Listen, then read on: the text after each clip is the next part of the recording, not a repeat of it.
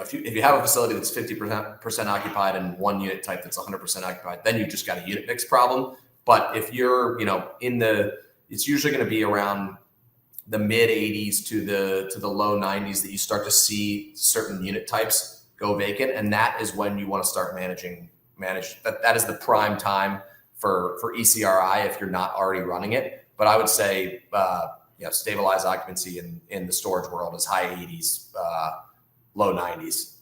Depends on the size of the facility. I mean, if you've got in many cases, we're talking operators who've got less than 100 units, and one unit can really swing the inventory pretty quickly. So if you lose 5 units on a 60 unit facility, it's not hard to rent 5 units, but it may look like a big swing in occupancy. So I'd be thinking about it that way. But we start to really look at things when unit types start to disappear, because when somebody shows up to your website, maybe you've spent from $10 to $20 a day on Google ads, and somebody shows up and they only see a 10 by 10 there, your customer acquisition cost is going to skyrocket, and you should probably be trying to find ways to increase inventory. And one way to do that is the only effective way to do that as a revenue management practice is ECRI. So be in the low 90s. If you get above it, absolutely start moving rates.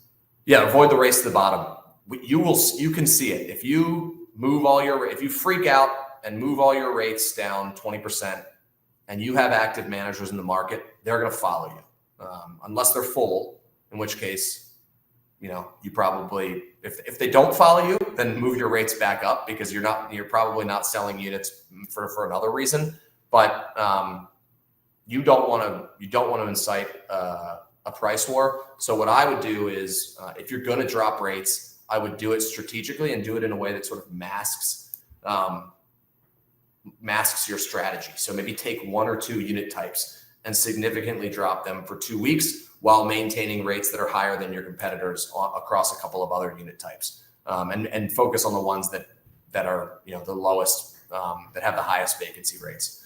So just be aware of that. Like, I think a lot of people respond to the REITs by dropping rates, and it's not a great strategy.